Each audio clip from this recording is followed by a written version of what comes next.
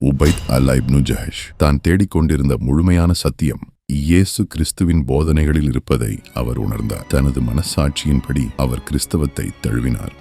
வரலாறு என்பது எப்போதும் வெற்றியாளர்களாலும் பெரும்பான்மையினராலும் மட்டுமே எழுதப்படுவதில்லை. சில நேரங்களில் வரலாற்றின் இடுக்குகளில் மறைந்து கிடக்கும் தனி மனிதர்களின் தேடல் ஒட்டுமொத்த உலகிற்கும் ஒரு முக்கியமான செய்தியை சொல்லும். அப்படிப்பட்ட ஒருவர்தான் உபைத் அல்லா இப்னு ஜஹஷ்.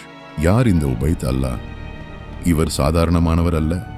இஸ்லாமிய தூதர், முகமது நபியின் நெருங்கிய உறவினர்.